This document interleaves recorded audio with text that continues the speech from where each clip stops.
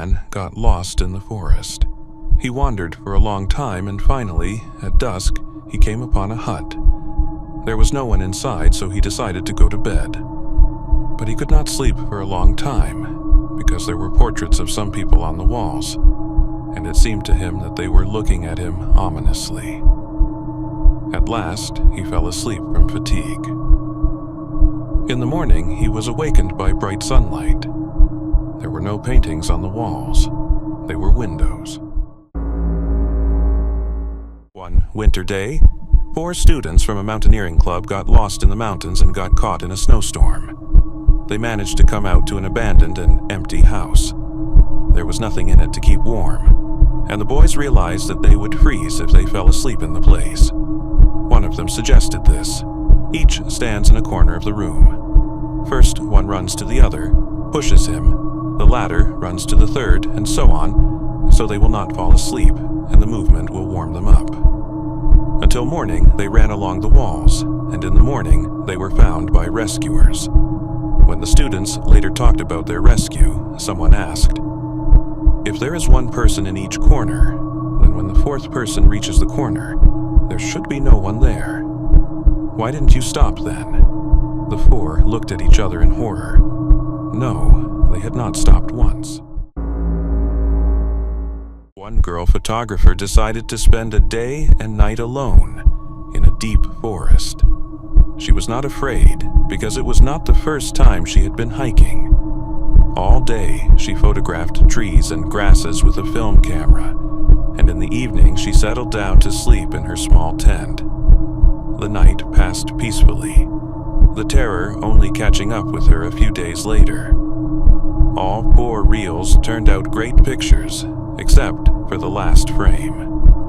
All the pictures were of her, sleeping peacefully in her tent in the darkness of the night.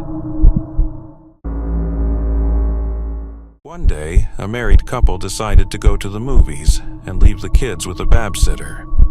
They put the kids to bed, so the young woman just had to stay home just in case. Soon, the young woman got bored and decided to watch TV. She called her parents and asked their permission to turn on the TV. They naturally agreed, but she had one more request. She asked if they could cover the angel statue outside the window with something, and because it made her nervous.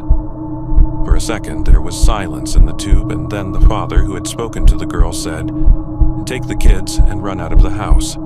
We're going to call the police. We don't have an angel statue." The police found everyone left at home dead. The angel statue was never found. About 5 years ago, deep in the night, 4 short bells rang at my door. I woke up, got angry, and didn't open the door. I wasn't expecting anyone. On the second night, someone rang again 4 times. I looked out the peephole, but there was no one at the door. In the afternoon, I told the story and joked that perhaps death had mistaken the door. On the 3rd evening, an acquaintance of mine came over and stayed late. The doorbell rang again, but I pretended not to notice anything to check if I was hallucinating. But he heard everything perfectly well, and, after my story, exclaimed, "Let's deal with these jokers," and ran out into the yard. That night was the last time I saw him. No, he hadn't disappeared.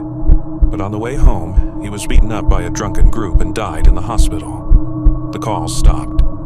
I remembered this story because I heard 3 short doorbells last night.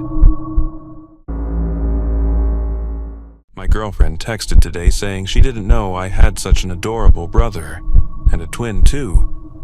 It turns out that she had just stopped by my house, not knowing that I was working late at night, and he met her there.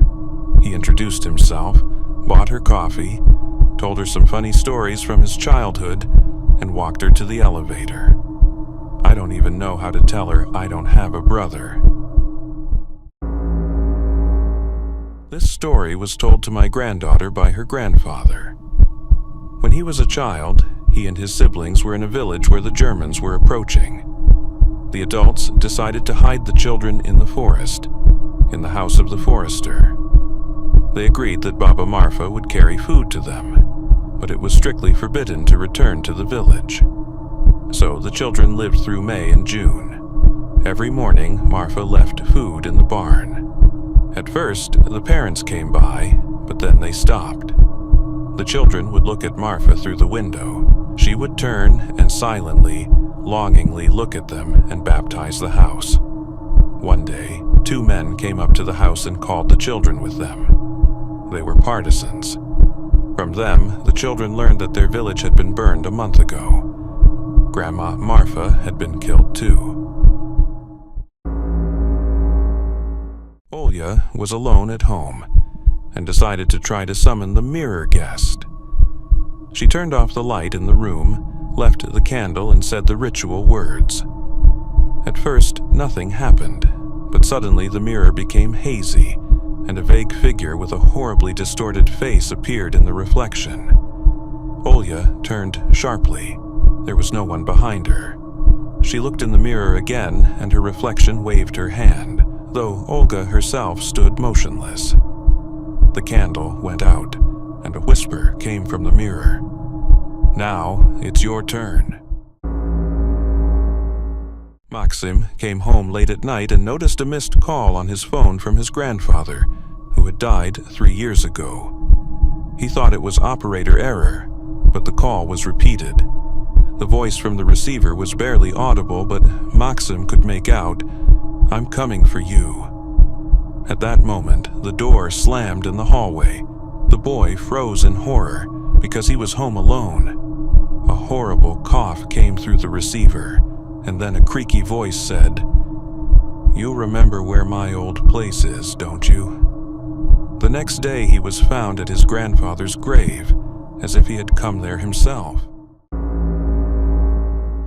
Masha had long suffered from insomnia and had begun to see shadows in the corners of the room. One day she dozed off, but suddenly felt a heavy weight on her chest. When she woke up, she noticed a dark silhouette by the bed. The creature, without eyes and mouth, slowly leaned over her face and whispered, "If you fall asleep again, I will take you away." The girl couldn't sleep a wink until morning, and in the morning she found a few long black hairs on her pillow. She lived alone, and since then she has fought sleep every night to keep the shadow from returning.